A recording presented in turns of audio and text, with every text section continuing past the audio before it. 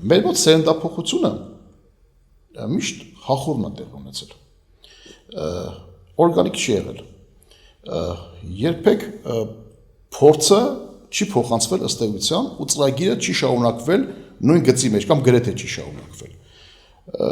ամեն մի հաջորդ փորձել է հերքի նախորդին, մերժի նախորդին, կամ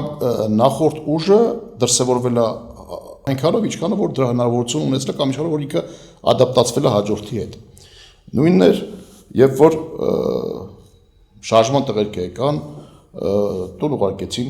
իրանց բառերով ասած նոմենկլատուրщикներին։ Կոպիտ է հնչում, բայց ամեն դեպքում։ Ես բարձր չեմ խոսում դասակարգի մասին, որպես ամբողջական։ Իրանցից հետո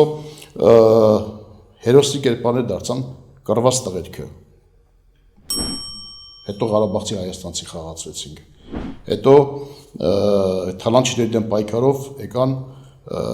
քայլող մարդիկ, որոնք որ ինչ-որ բան պիտի փոխեին կամ չգիտեմ։ Այս շղթան անընդհատ շարունակվում է ու ըստ էության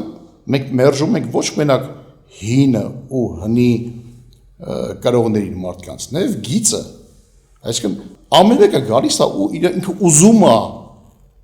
ցույց տա, որ ինքը շատ խելացի է ու հենց իրա դա պետություն չի։